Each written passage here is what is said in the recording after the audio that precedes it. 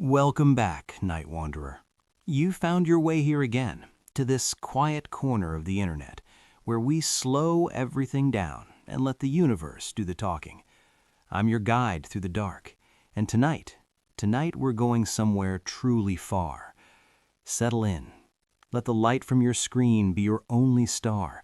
Pull whatever warmth you have a little closer, because tonight, on the Midnight Explorer, we're going to talk about the deepest, most mysterious, most humbling subject that has ever kept a human being awake, staring at the ceiling, wondering.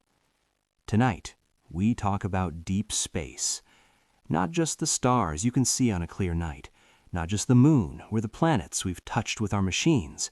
We're going further, past the edges of what we've mapped, past the reach of every telescope, every signal, every dream. We're going into the dark, between the dark. So, close your eyes for just a moment, take one slow breath, and let's begin. Imagine, if you will, a night that happened a very long time ago. There are no cities, no electric lights, no hum of traffic or glow from a screen. The world is dark in a way that we, in our modern lives, have almost entirely forgotten. A small group of people, our ancestors, your ancestors, my ancestors, are gathered around the low embers of a dying fire. The flames have settled into soft orange coals. The warmth is fading, and as the smoke thins and curls upward into the cool night air, the sky above them comes alive. Not a little bit alive, fully, breathtakingly, overwhelmingly alive. There are so many stars that the darkness between them seems almost like an afterthought. The Milky Way, that great river of light that spills across the sky, stretches from one horizon to the other like the spine of the night itself. You can see the soft blur of it. You can almost feel the depth of it. And one of those ancient peoples, sitting with their knees pulled to their chest, looks up. They look up, and something happens inside them that has no name in their language. Something that we would later call wonder. Something that we would later call awe. Something that has never stopped happening in every generation since, when a human being looks up at a clear night sky and truly sees it.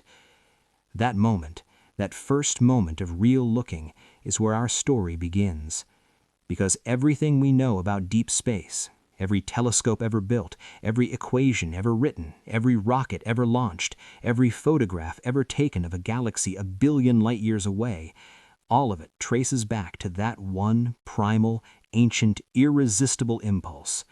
The impulse to look up and to wonder, what is out there? And how far does it go?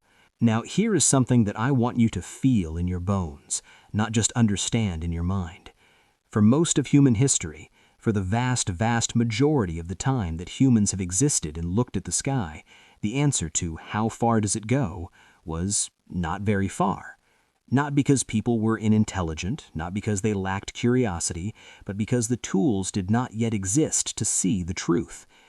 For the ancient Greeks, who gave us so much of the foundation of Western science, the universe was essentially a set of nested spheres.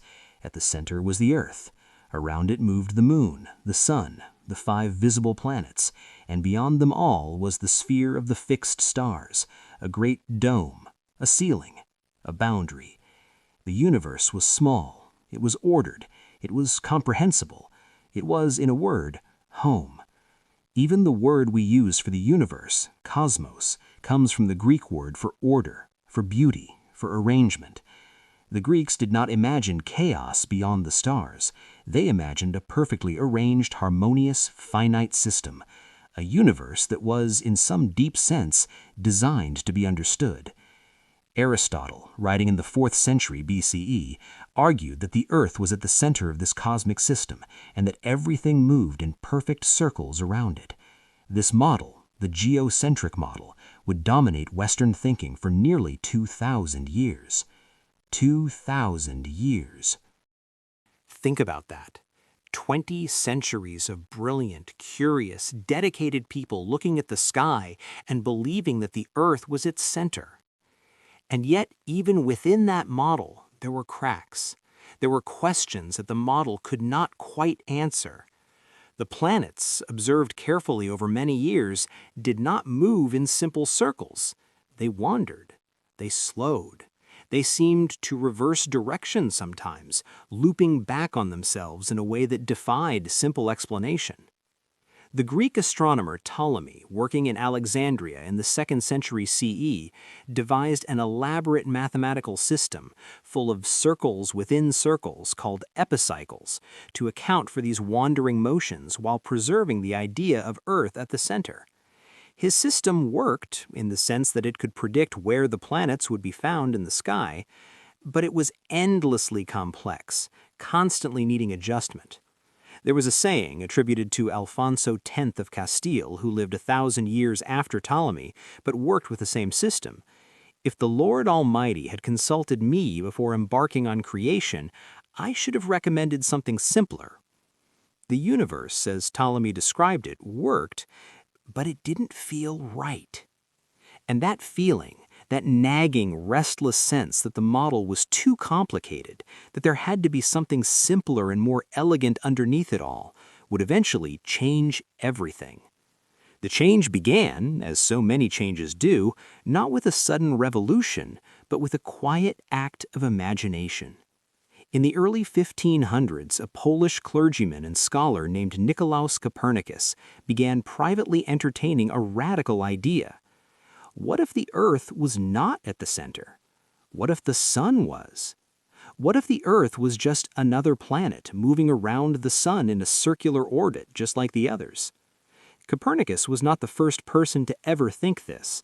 The ancient Greek philosopher Aristarchus of Samos had proposed a heliocentric model more than 1,700 years earlier.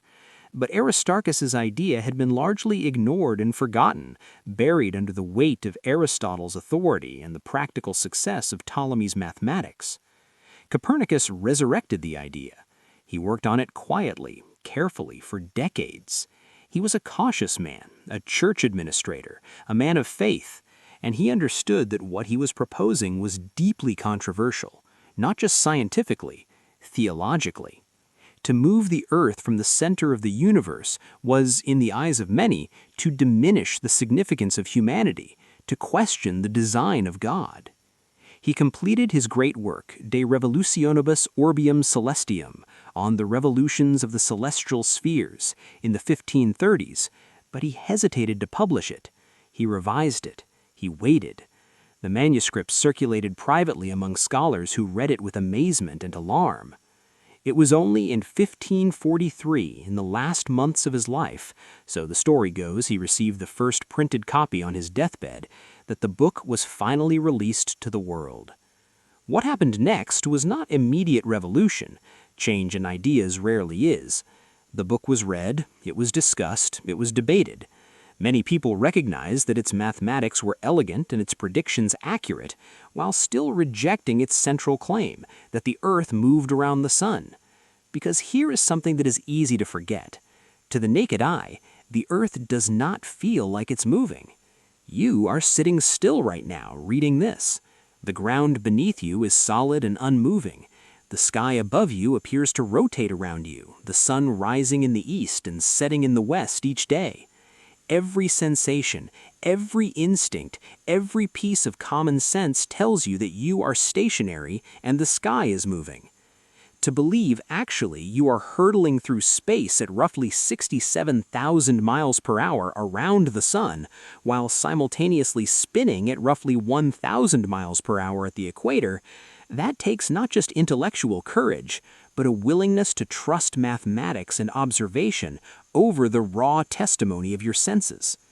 That willingness to trust evidence over intuition, to follow the argument wherever it leads, even when it contradicts what your body is telling you, is one of the defining acts of scientific thinking. And it would take several more generations of brilliant, stubborn, passionate people before it fully took hold. After Copernicus came Tycho Brahe, the extraordinary Danish astronomer who built the finest naked-eye observatory in history on an island off the coast of Denmark in the 1570s and 1580s. Tycho, a flamboyant, brilliant, sometimes infuriating man who once lost part of his nose in a duel over a mathematical disagreement and wore a prosthetic made of silver or gold for the rest of his life, spent 20 years making the most precise measurements of the positions of stars and planets ever achieved without a telescope. He could not quite bring himself to accept the Copernican model. He proposed his own compromise in which the planets orbited the Sun while the Sun orbited the Earth. But his data was extraordinary, more precise than anything that had come before. And it would be that data, left behind when he died in 1601, that gave his assistant and successor, Johannes Kepler, the tools to make the next great leap. Kepler was a mystic and a mathematician, a man who believed passionately in the mathematical beauty of the cosmos, while also believing that each planet's orbit generated a musical tone, creating a heavenly harmony inaudible to human ears, but real nonetheless. He was a strange and brilliant and difficult man who struggled with poverty and illness all his life, whose mother was tried for witchcraft, and who spent years in painstaking calculation trying to make the planets move in perfect circles. They wouldn't. No matter how he adjusted the circles, the data, Tycho's magnificent, precise data, refused to fit. And then, finally, exhausted and frustrated, Kepler tried something new. What if the orbits weren't circles? What if they were ellipses, slightly flattened ovals with the Sun not at the center, but at one of two focal points? The data fit perfectly. And with that seemingly small adjustment from circle to ellipse, the whole system suddenly made sense. Kepler published his first two laws of planetary motion in 1609 and his third in 1619. They described not just where the planets were, but how they moved and why. They moved faster when closer to the Sun, slower when farther away, in perfect mathematical relationship. The universe was still orderly, still beautiful, still cosmic in the Greek sense. But it was also, for the first time, quantitative, precise, mathematical in a deep and irresistible way. The universe, it turned out, ran on mathematics. And once you understood that, everything changed. In the same year that Kepler published his first laws, 1609, an Italian mathematician and philosopher named Galileo Galilei heard about a new invention from the Netherlands, a device called a spyglass or telescope that used curved lenses to make distant objects appear closer. Galileo didn't invent the telescope, but he was one of the first people to point it at the sky. And what he saw there changed the world forever. He saw mountains on the moon, real mountains casting real shadows in a world that was supposed to be a perfect crystalline sphere. He saw that the Milky Way was not a cloud of light, but was made of an almost unimaginable number of individual stars, too faint and too close together to be resolved by the naked eye. He saw 4 small points of light near Jupiter that changed position from night to night, moons orbiting Jupiter, proving that not everything in the cosmos orbited the Earth. He looked and he saw a universe that was not as it had been described.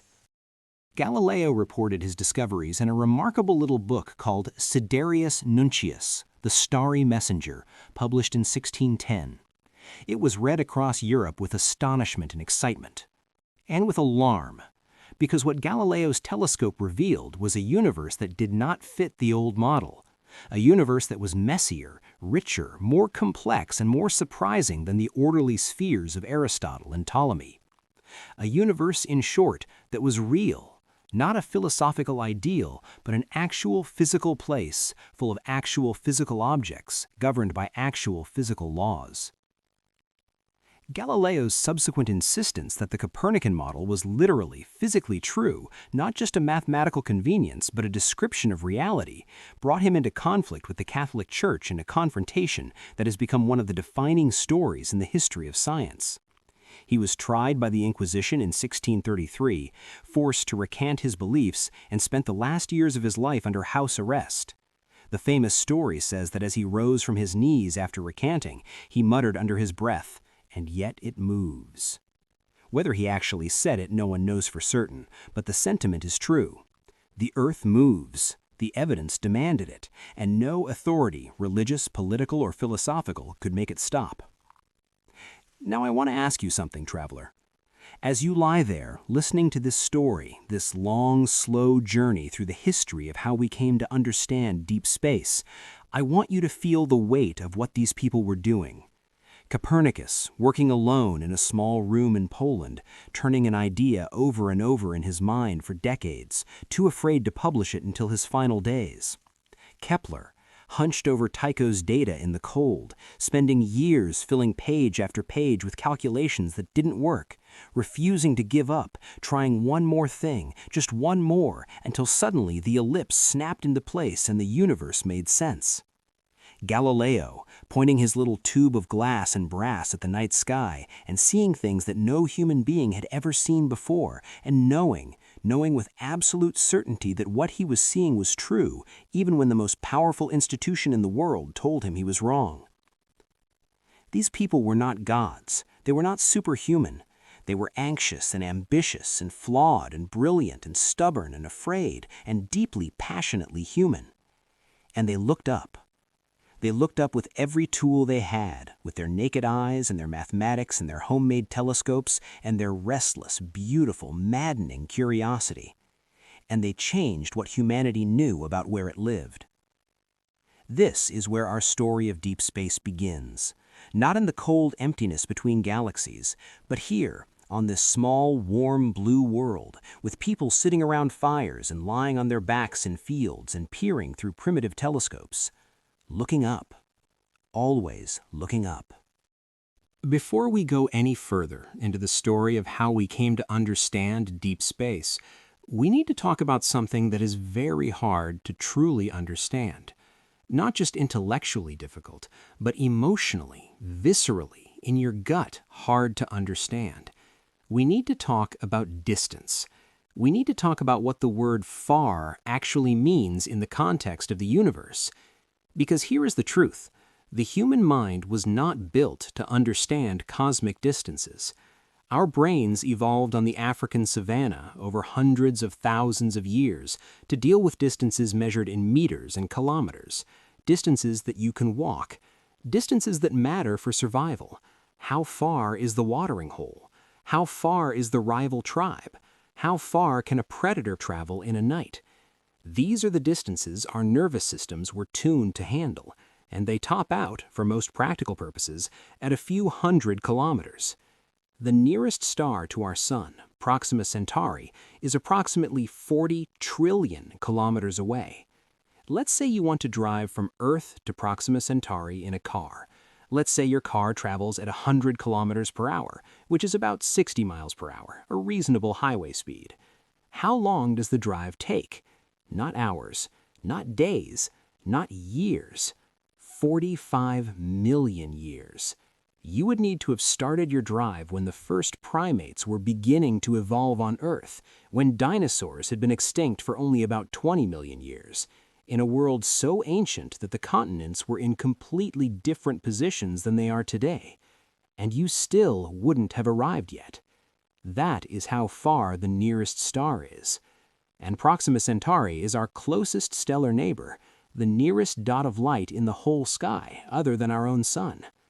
The Milky Way, our galaxy, the great spiral of stars of which our sun is one completely unremarkable member, stretches roughly 100,000 light-years from one side to the other. A light-year is the distance that light travels in 1 year. Light is the fastest thing in the universe. It travels at about 300,000 kilometers per second, which means in 1 second, light could travel around the entire Earth 7.5 times. In 1 year, light travels about 9.5 trillion kilometers, and the Milky Way is 100,000 of those years wide. If you drove across the Milky Way in your 100 kilometer per hour car, it would take approximately 1 quadrillion years. That is 1,000 trillion years. The universe itself is only about 13.8 billion years old. To drive across the Milky Way, you would need roughly 70,000 times the current age of the entire universe. And the Milky Way is just one galaxy. There are, by current estimates, somewhere between 2 trillion and 3 trillion galaxies in the observable universe. Not millions, trillions. 2 to 3 trillion galaxies, each containing hundreds of billions of stars, spread across a sphere of space roughly 93 billion light-years in diameter. I want to pause here and just let that sit, because I think it's important not to rush past it, not to let the enormity of it become just another statistic, just another number to be filed away and forgotten. 2 trillion galaxies. In each one, hundreds of billions of suns, across a distance that makes the word vast seem embarrassingly small. If you were to take a single grain of sand and hold it at arm's length against the night sky, the patch of sky it covers would contain approximately 10,000 galaxies. One grain of sand, one small circle of sky, 10,000 galaxies. If you were to count all the stars in the observable universe at the rate of 1 second, it would take you roughly 3 trillion years to finish. The entire history of the universe, from the Big Bang to this moment, is about 13.8 billion years. You would need 200 universe lifetimes to count the stars. And we are one of them. Our sun, our warm, ordinary, middle-aged, medium-sized yellow star, is one single point of light among hundreds of billions in one galaxy among trillions. How does that make you feel? Some people, when they truly let this in, feel a kind of vertigo, a dizziness of the spirit, an almost paralyzing smallness, and that is a valid and real response. We are, by any measure of physical scale, almost incomprehensibly small. But here is the other side of that coin. Here is what I want you to hold on to as we travel further into this story. We figured it out. With our tiny brains, in our brief lives on our small world, we figured out that the universe was vast. We measured its distances. We mapped its structures. We decoded the physics that governs how it works. We traced the history of everything that has ever existed back to a single moment 13.8 billion years ago. Carl Sagan, the great astronomer and storyteller who did perhaps more than any other individual in the 20th century to help people understand and love the cosmos, put it beautifully. He said, "The cosmos is within us. We are made of star stuff. We are a way for the universe to know itself." Let me say that again. We are a way for the universe to know itself. For billions of years, the universe existed without anything capable of observing it. Stars burned and planets formed, and galaxies collided in vast, silent darkness, with no mind to witness any of it. And then, on at least one small world orbiting one unremarkable star in one ordinary spiral arm of one galaxy among trillions, something remarkable happened. Matter became aware of itself. Carbon and water and electricity arranged themselves into nervous systems that could look up at the sky and ask, "What is that?" and then spend every subsequent generation trying to answer. That is not smallness. That is perhaps the most extraordinary thing in the known universe. Now let's talk about how we actually measure these impossible distances, because this is one of the most beautiful stories in the history of science. The story of how human beings, these small creatures on a small world, developed tools to measure distances that dwarf all comprehension. It begins with something called parallax. Hold your finger up in front of your face. Close your left eye. Note where your finger appears to be against the background. Now close your right eye and open the left. Your finger appears to have jumped sideways. That shift, the apparent change in position caused by viewing something from two different angles, is parallax. Your eyes are only a few inches apart, but they give your brain enough information to judge the distance to objects within a few meters. The closer an object is, the larger the parallax shift. The farther away, the smaller. Now, instead of your two eyes, imagine using two positions of the Earth in its orbit around the Sun. In January, the Earth is on one side of the Sun. In July, it's on the other side, about 300 million kilometers away from its January position. If you photograph a nearby star in January and then photograph it again in July, and that star is close enough, it will appear to have shifted slightly against the distant background stars. And from that tiny shift, measured with extraordinary precision, you can calculate exactly how far away the star is. This is called stellar parallax, and it was the first direct method for measuring distances to stars. The first successful measurement of stellar parallax was made in 1838 by the German astronomer Friedrich Bessel, who measured the parallax of a star called 61 Cygni in the constellation Cygnus. He found it to be about 10 light-years away, remarkably close to the modern accepted value of about 11.4 light-years. For the first time in human history, a specific, measurable distance had been attached to a star that was not our Sun. The stars were not on a fixed sphere a certain number of miles away. They were individual objects spread out in space at different distances, some near and some unimaginably far.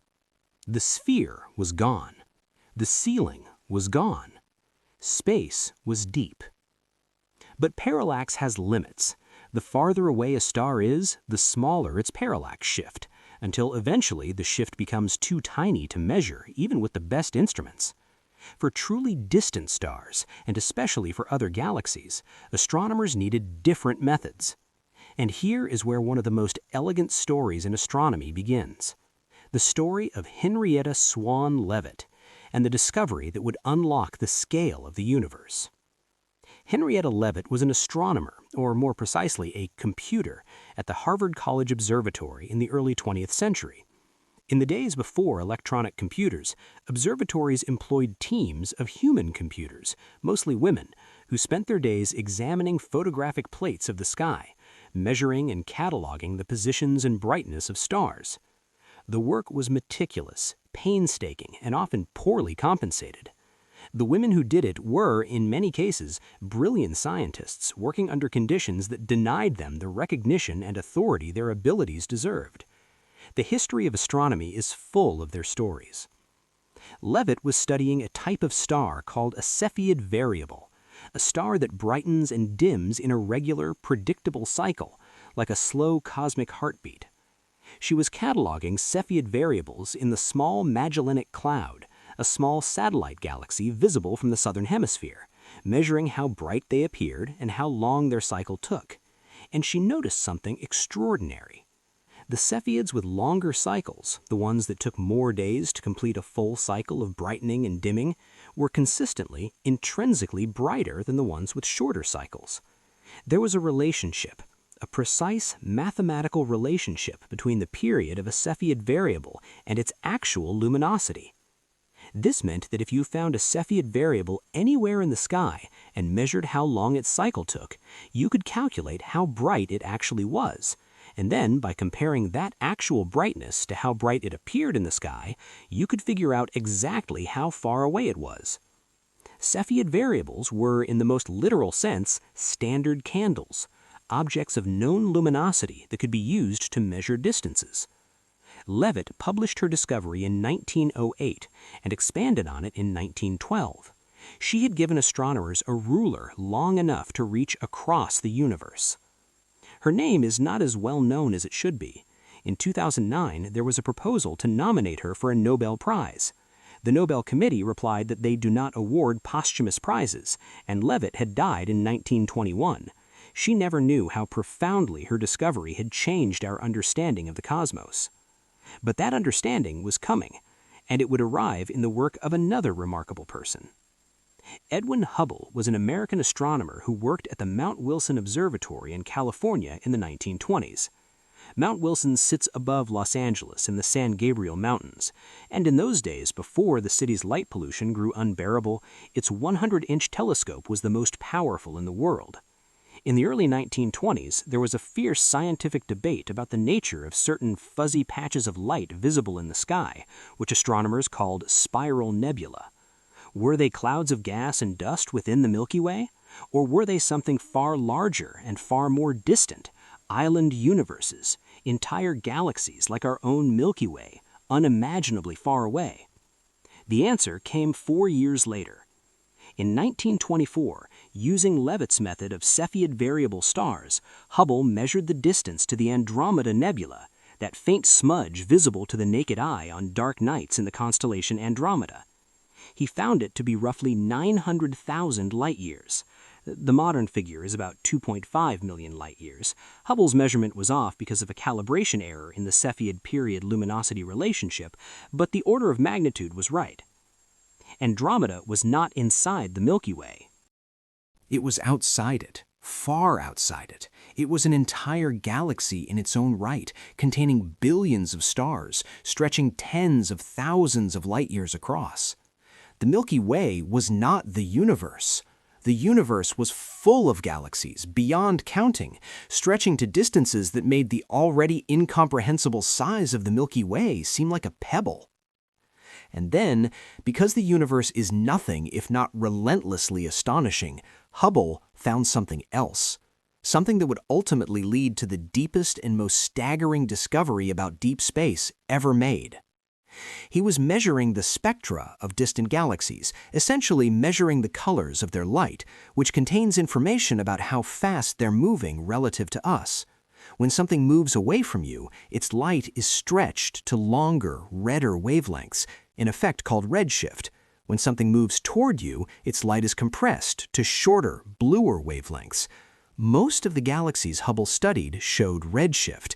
They were moving away from us. Not just a few of them, almost all of them.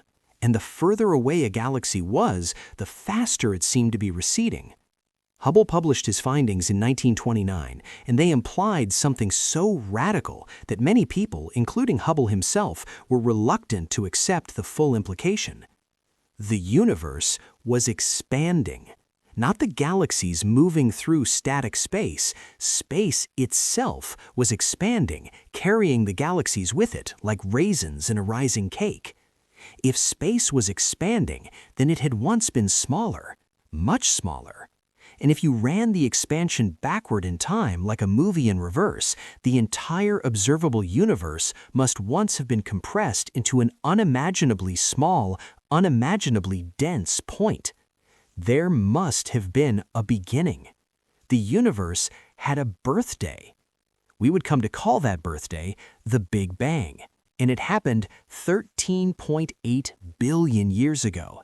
Everything, every atom in your body, every star in the sky, every galaxy in the deep void, every photon of light that has ever traveled through space, all of it came from that single first moment. And the universe has been expanding ever since, growing larger and larger, growing the vast, deep, dark, star-scattered space that you're thinking about right now as you rest and listen. But here's something I want you to sit with as we prepare to go deeper. The discovery that the universe is expanding, that space itself is growing, led to one of the strangest and most wonderful facts about deep space. There is a limit to how far we can see. Not because there is nothing beyond that limit, but because the universe has only been around for 13.8 billion years, and light only travels at a finite speed. The light from objects beyond about 46 billion light-years has not had time to reach us yet. It's out there, traveling toward us, but it hasn't arrived. Beyond a certain sphere, called the observable universe, we are literally unable to see anything, not because nothing is there, but because the light from those regions hasn't reached us yet. We are on an island of knowable space, surrounded by dark. And what lies beyond that horizon? We don't know. We genuinely, truly, humbly do not know. It might go on forever, following the same physical laws, full of the same kinds of galaxies and stars and planets, and perhaps the same kinds of curious creatures wondering about the dark beyond their own horizons. Or it might be something we cannot imagine. Or it might be that the universe curves back on itself, and if you could travel far enough in any direction, you would eventually come home. We don't know. And there is something deeply beautiful about that. In a world full of answers, the deepest question remains open. Let me tell you about death. Not a sad death, not a tragic one, but a death that is also at the same time the most extraordinary act of creation in the known universe. Let me tell you about how stars die, and how, in their dying, they make everything, including you. Every atom of carbon in your body was forged inside a star. The iron in your blood was created in the violent, explosive death of a star far larger than our sun. The calcium in your bones, the oxygen in your lungs, the nitrogen in your DNA, all of it, every element in the periodic table beyond hydrogen and helium was manufactured inside stars, in the extreme heat and pressure of their cores, over millions or billions of years of nuclear fusion. And then, when those stars died, they scattered those elements into space, where they mixed and drifted, and eventually, over immense stretches of time, gathered into new clouds of gas and dust that collapsed under gravity to form new stars, new planets, and, in at least one case we know of for certain, new life. You are quite literally made of stardust. This is not a metaphor. It is a precise, factual, verified description of your physical origins. The atoms that make up your body have existed for billions of years. Most of them were processed through at least one star before they found their way into the molecular cloud that became our solar system. Some of them have been through multiple stellar cycles. The atoms in your left hand may have been forged in a different star than the atoms in your right hand. You are an assembly of the cosmos, temporarily borrowing these ancient star atoms to be a human being for a few decades, before returning them to the great cycle. Let's start at the beginning. Let's start with how a star is born. Deep in the darkness between stars, there are enormous clouds of gas and dust, mostly hydrogen, with some helium and traces of heavier elements scattered by previous generations of stars. These clouds are called nebulae, from the Latin word for cloud or mist. Nebulae are not dense by any Earth standard. The gas in a typical nebula is far thinner than the best vacuum we can create in a laboratory. But they are vast, stretching across tens or hundreds of light years, and they contain enormous amounts of material.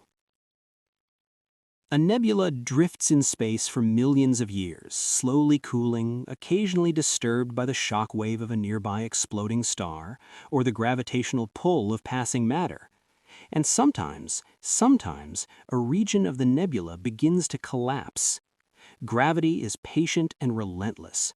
Even in those vast, thin clouds, every particle of matter attracts every other particle, however slightly. Over millions of years, small density variations can grow. A region that is slightly denser than its surroundings attracts more material, becoming denser still, attracting more, becoming denser still. The collapse begins. As the gas falls inward, it heats up, the same way a bicycle pump heats up when you compress air into it. The cloud spins faster and faster as it contracts, the way a skater spins faster when she pulls in her arms. It flattens into a disk with a bright, hot, dense core growing at the center. This central core is called a protostar. It is not yet a true star. Fusion has not yet ignited. It is simply a very hot, very dense ball of gas, glowing from the heat of its own contraction, still surrounded by the disk of gas and dust that will eventually form planets. The protostar grows. The temperature of its core rises, 1 million degrees, 5 million degrees, 10 million degrees. And then, at about 10 million degrees, something extraordinary happens. Two protons, the nuclei of hydrogen atoms, collide with enough force to overcome the electromagnetic repulsion that normally keeps them apart. They fuse together, beginning a chain of reactions that ultimately converts hydrogen into helium. Nuclear fusion has ignited. The star is born. The fusion reaction releases an enormous amount of energy that radiates outward from the core, creating an outward pressure that exactly balances the inward pressure of gravity. The star reaches a state of equilibrium. Gravity trying to collapse it inward, fusion trying to push it outward, balanced in a state that can persist for millions, billions, or even trillions of years depending on the size of the star. Our Sun has been in this balanced state for about 4.6 billion years. It will remain in it for roughly another 5 billion years. The vast majority of a star's life is spent in this stable hydrogen-burning phase, which astronomers call the main sequence. But eventually, and this is where the story gets truly dramatic, the hydrogen in the core runs out. The balance is broken. And what happens next depends on how massive the star is. For a star like our Sun, a medium-sized yellow star, the end of core hydrogen burning sets off a chain of events that takes billions of years to play out. As the hydrogen in the core is exhausted, the core begins to contract again, heating up further. The hydrogen in a shell around the core ignites, beginning to fuse. The outer layers of the star expand outward, cooling as they go, turning red. The star becomes a red giant. Our Sun, when this happens in about 5 billion years, will expand to perhaps 200 times its current size, engulfing the inner planets. Mercury and Venus will certainly be consumed. Whether Earth will be swallowed too depends on calculations that remain uncertain. Some models suggest Earth might survive, pushed to a wider orbit by the expanding Sun's reduced gravitational pull. Others suggest it will be absorbed.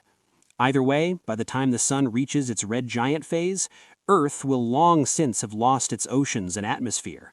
Any life that exists on Earth, or any descendants of Earth life that might be living here, will have long since moved on or perished. The red giant phase is the beginning of the end. For a Sun-like star, what comes next is not an explosion. It is more of a long, beautiful exhalation. The outer layers of the star are gently expelled into space over thousands of years, forming a glowing cloud of gas around the increasingly exposed core. These clouds, called planetary nebulae, though they have nothing to do with planets, early astronomers simply thought they looked vaguely planet-like through small telescopes, are among the most beautiful structures in the known universe. They come in extraordinary shapes: rings, bubbles, hourglasses, butterflies. The colors are astounding: the red of hydrogen, the green of oxygen, the blue of helium, all glowing in the ultraviolet light from the hot core at the center. One day, our Sun will create a planetary nebula. It will expand and cool and glow, spreading its outer layers across light years of space, scattering into the void the elements that its billions of years of fusion created. And what's left at the center? A white dwarf, a dense, Earth-sized remnant of the star's core, composed mostly of carbon and oxygen, no longer fusing anything, simply radiating away the last of its heat into space over billions upon billions of years. White dwarfs are extraordinarily dense. A teaspoon of white dwarf material would weigh roughly 5 tons on Earth. They are the cold embers of stars, the dying coals of cosmic fires that once burned brighter than anything we can imagine. But that is the gentle death of a small star. For the big ones, the massive stars, the ones 10 or 20 or 50 times the mass of our Sun, the death is something else entirely. Something loud. Massive stars burn through their fuel far faster than small ones. While our Sun will live for about 10 billion years, a star 20 times its mass might live only 10 million years. And when the fuel runs out, the end is far more dramatic. As a massive star exhausts the hydrogen in its core, it begins to fuse helium, then carbon, then neon, oxygen, silicon, each element fusing in a different layer like a cosmic onion, each reaction running faster than the last. The final stage, silicon fusion, producing iron, runs to completion in about a single day. And iron is where it ends. Iron cannot fuse. Fusing iron does not release energy, it requires it. Iron is the end of the line for stellar nucleosynthesis. The moment an iron core forms, no more energy can be released through fusion. The core collapses.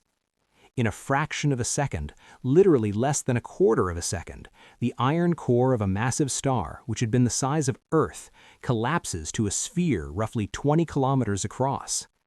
The density becomes so extreme that the electrons and atoms are forced into atomic nuclei, combining with protons to create neutrons.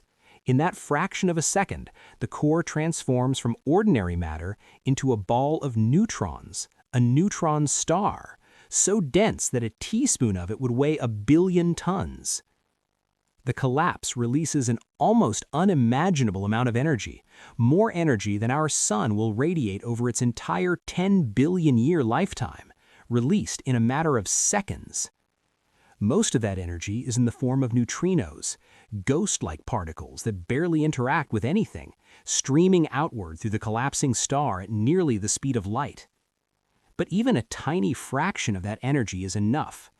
The outer layers of the star, still falling inward in the collapse, rebound off the newly formed neutron star. The shock wave rips outward through the star. The neutrino flood deposits energy into the outer layers, and the star explodes. This explosion, a core collapse supernova, is one of the most violent events in the observable universe. For a brief period of days or weeks, a supernova can outshine an entire galaxy of 100 billion stars. Ancient astronomers who witnessed supernovae in our own galaxy before the era of telescopes recorded new stars appearing in the sky, so bright they were visible in daylight. The Crab Nebula, a beautiful, tangled cloud of gas visible today in the constellation Taurus, is the remnant of a supernova that Chinese astronomers recorded in 1054 CE. Arab and Japanese astronomers also noted it. The star was visible in broad daylight for 3 weeks. Modern astronomers estimated that it must have been at least as bright as a quarter moon. Imagine watching a new star appear in the daytime sky. Those ancient observers must have been terrified and awed and confused and overwhelmed. They had no framework to understand what they were seeing. They didn't know it was a dying star. They didn't know it was an explosion. They didn't know that within that blinding light, elements were being forged that would one day become part of planets and plants and people.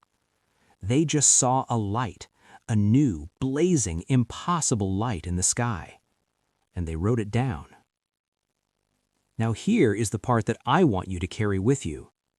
In the explosion of a supernova, something remarkable happens. The intense heat of the explosion, far beyond anything that occurred in the star's normal core, is sufficient to forge elements heavier than iron. Gold, silver, platinum, uranium. All the elements in the periodic table from iron onward, the heavy elements, are created in the extreme moments of a supernova explosion or in the collision of neutron stars and scattered into space in the aftermath. The gold in your wedding ring, if you wear one, the gold in electronics, the silver in silverware, the uranium that powers nuclear reactors, all of it was created in the death of stars, scattered across space, gathered eventually into our solar system when it formed 4.6 billion years ago. The iron in your blood was forged in a supernova that exploded before our sun was born. The calcium in your bones formed in the core of a long-dead star. The oxygen you're breathing this moment is the product of stellar fusion in stars that existed billions of years before Earth. You are the universe looking at itself in a mirror made of stardust. And what happens after the supernova? The outer layers of the star expand outward for thousands of years, forming a beautiful glowing nebula like the crab, spreading the elements created over the star's lifetime into the surrounding space. And at the center, depending on how massive the original star was, one of two things. If the star was relatively modest in its size, perhaps 8 to 20 times the mass of our sun, the core collapses into a neutron star. A neutron star is an extraordinary object, the most extreme form of matter that can exist before reaching the ultimate extreme. A neutron star is roughly 20 kilometers across, about the size of a city, but it contains more mass than our Sun. It is so dense that the neutrons in it are packed as tightly as the particles in an atomic nucleus. The entire star is, in a sense, one giant atomic nucleus. Neutron stars spin rapidly. Some spin hundreds of times per second, faster than a kitchen blender. As they spin, they emit beams of radio waves or other radiation from their magnetic poles, sweeping those beams across space like cosmic lighthouses. When those beams sweep across Earth, we detect them as regular, extraordinarily precise pulses. These are called pulsars, pulsating stars, and when the first one was detected in 1967 by British astronomer Jocelyn Bell Burnell and her supervisor Anthony Hewish, the signal was so precise and regular that for a moment the scientists jokingly labeled it LGM-1, Little Green Men 1, because it seemed too regular to be natural. It was natural. It was just stranger than anything they had imagined. Jocelyn Bell Burnell made one of the most significant discoveries in modern astronomy. Anthony Hewish was awarded the Nobel Prize. Bell Burnell was not. It remains one of the most controversial omissions in the history of the Nobel Prize. But her discovery stands. Pulsars are real. Neutron stars are real, and they are among the most extreme objects in the observable universe. Unless we go to the other end. If the original star was massive enough, perhaps more than 25 times the mass of our Sun, the core that collapses in the supernova has enough mass that not even the pressure of neutrons packed together can halt the collapse. The collapse continues, beyond neutron star density, beyond any known form of matter, all the way to a point of infinite density, a singularity.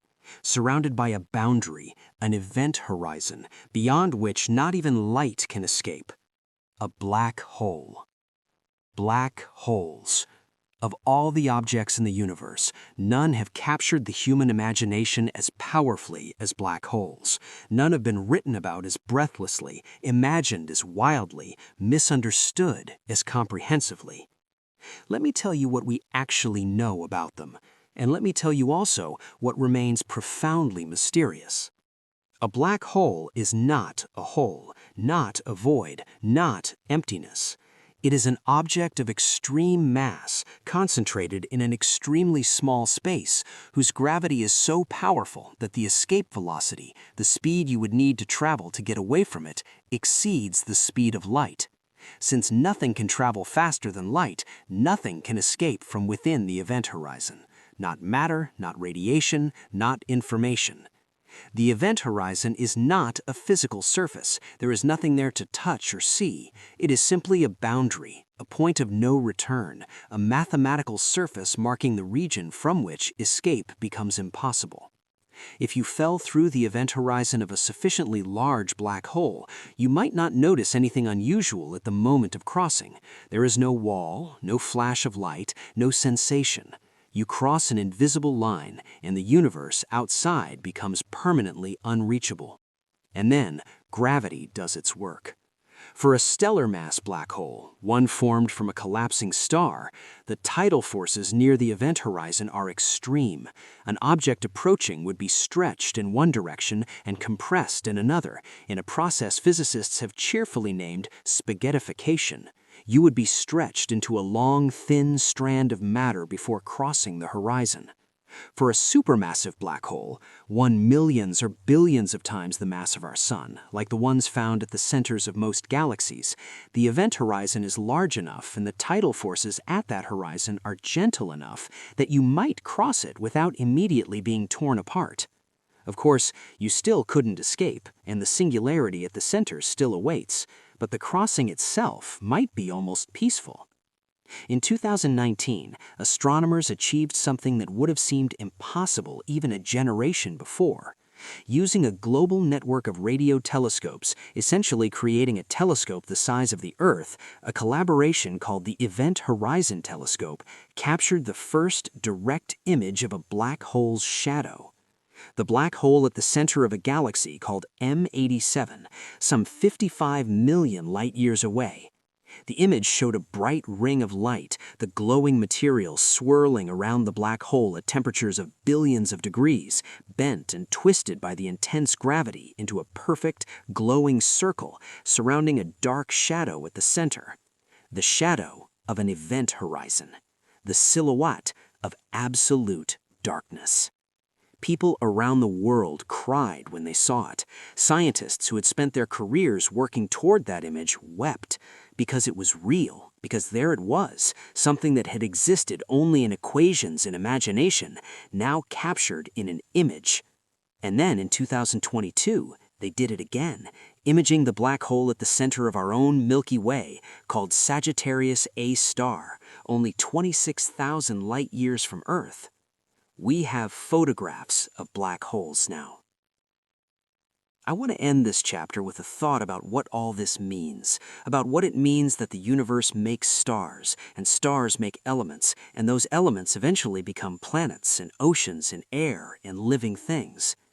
The physicist Lawrence Krauss once said that the history of the universe is the history of matter organizing itself into more and more complex structures. From the simple hydrogen and helium of the early universe to the first generation of massive stars that forged heavier elements, to the supernovae that scattered those elements into space, to the second and third generation stars that formed from that enriched material, to the planets and comets and asteroids that formed in orbit around those stars, to the chemistry of organic molecules, to the first simple cells, to the extraordinary flowering of complex life. It all connects. There is a thread, a long, winding, unbroken thread from the Big Bang to the moment you were lying there listening to these words. The universe made you. Not with intention, not with design, as far as we can tell, but through the long, patient, magnificent operation of physical laws that have remained consistent from the first fraction of a second after the Big Bang to this moment. You are a cosmic phenomenon.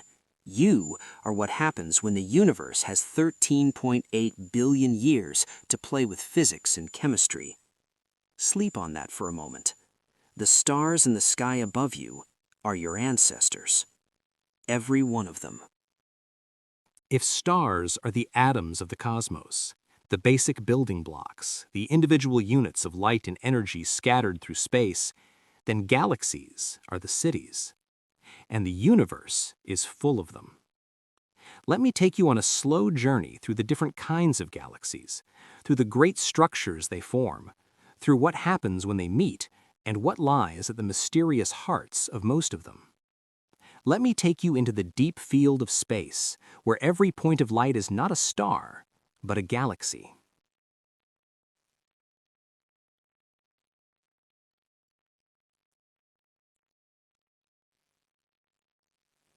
Our home galaxy, the Milky Way, is a barred spiral galaxy. That word spiral conjures something beautiful. Arms of stars curving outward from a central hub like a pinwheel slowly turning in space. And the Milky Way is beautiful, as galaxies go. But it's important to understand that the spiral structure is not a fixed physical arrangement like the spokes of a wheel. The spiral arms are more like traffic jams. Stars do not stay permanently in spiral arms. They orbit the galactic center at different speeds depending on their distance from it, occasionally passing through regions of higher stellar density, which are the spiral arms. In those denser regions there is more gas, more dust, more material for new stars to form. So the arms glow more brightly, not because there are always more stars there, but because there are more young, bright, hot stars forming there. The arms of the Milky Way are not features of individual stars, but patterns in the distribution of starlight. The stars flow through them like traffic through a region where several lanes merge. Our Sun is located in one of the minor arms of the Milky Way, the Orion arm, sometimes called the local arm, about 26,000 light-years from the galactic center. We orbit the center of the Milky Way at a speed of roughly 220 kilometers per second. At this speed, it takes our Sun about 225 to 250 million years to complete one full orbit. This is called a galactic year, or a cosmic year. The last time our Sun was in approximately the same position in its galactic orbit, dinosaurs had not yet evolved. Life on Earth consisted mostly of early reptiles and the ancestors of mammals. The continents were arranged differently. The oceans were in different places. We have completed just one galactic orbit since dinosaurs walked the Earth. In the entire 4.6 billion year history of our solar system, we have orbited the galactic center roughly 20 times.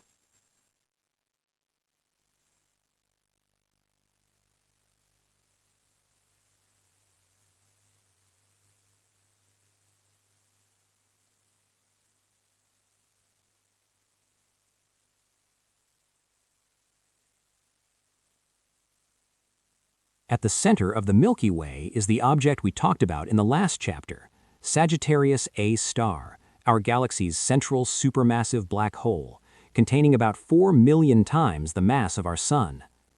Around Sagittarius A star, in a region called the central molecular zone, there is a dense concentration of gas, dust, and stars. The density of stars in this inner region is extraordinary. If you lived on a planet near the galactic center, your night sky would be blazing with millions of stars visible to the naked eye, so bright and so numerous that it would never truly get dark. There are also remarkable structures near the galactic center. The radio arc, a strange feature of parallel filaments stretching 150 light-years across, created by powerful magnetic fields.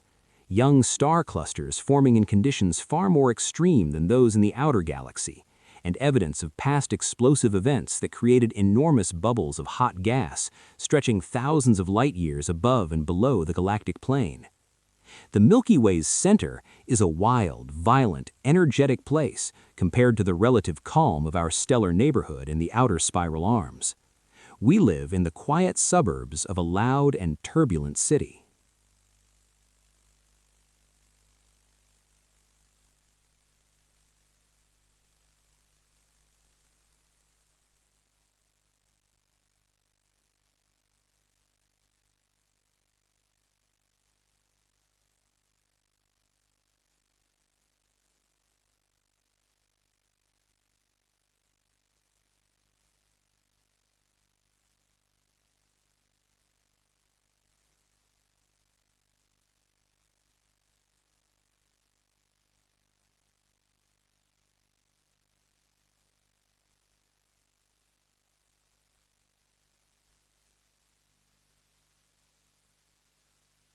Elliptical galaxies are the most common type of large galaxy in the universe.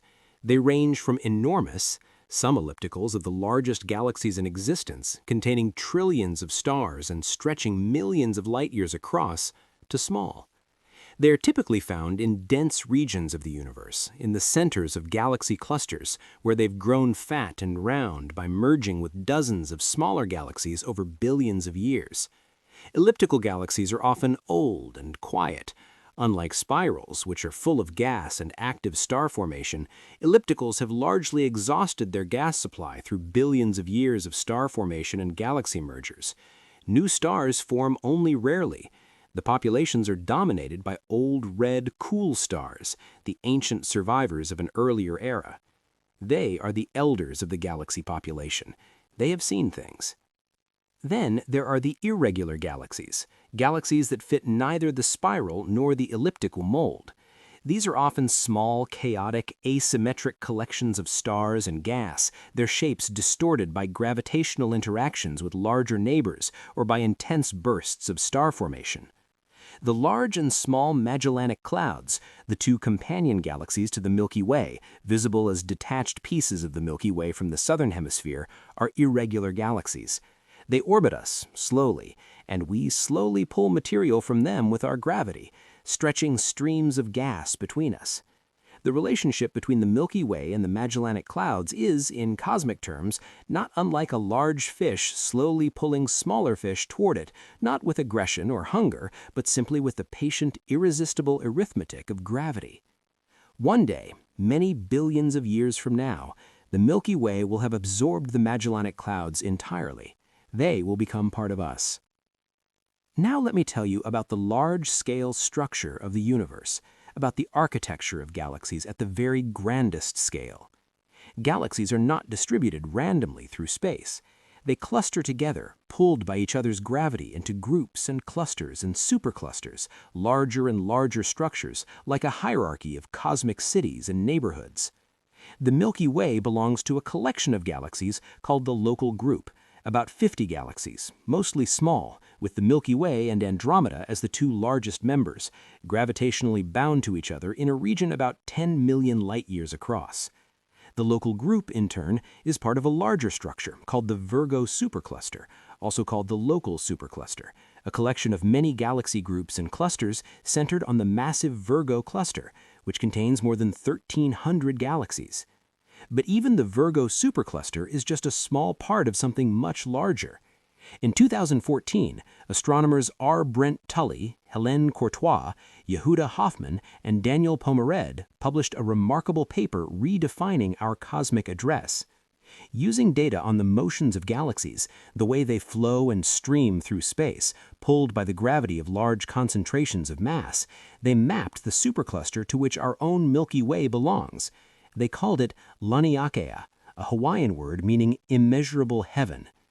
Laniakea is a supercluster of galaxies containing about 100,000 galaxies spanning roughly 520 million light-years and containing a total mass about 100 million billion times the mass of our Sun. The Milky Way is on the outer edge of Laniakea, slowly drifting towards its center, a region called the Great Attractor, an enormous concentration of mass towards which hundreds of thousands of galaxies are gravitationally flowing. We are being pulled, slowly, inexorably, towards a destination 500 million light-years away. And Laniakea itself is part of an even larger structure, and that structure is part of yet another. The universe, at its largest scales, is organized into vast filaments of galaxy superclusters, surrounding enormous voids of relative emptiness, forming a cosmic web, a three-dimensional network of matter that stretches across billions of light-years. This cosmic web was not put there by any deliberate process. It emerged from the quantum fluctuations in the first fraction of a second of the universe's existence, tiny random variations in density that the expansion of the universe amplified over billions of years into the vast architecture we see today. The largest structure in the universe that we know of is sometimes called the Hercules Corona Borealis Great Wall, a filament of galaxy superclusters estimated to span about 10 billion light-years. That is roughly 10% of the diameter of the observable universe in a single connected structure. Now let me tell you about something that lives at the hearts of many galaxies, something beautiful and terrible, something called a quasar.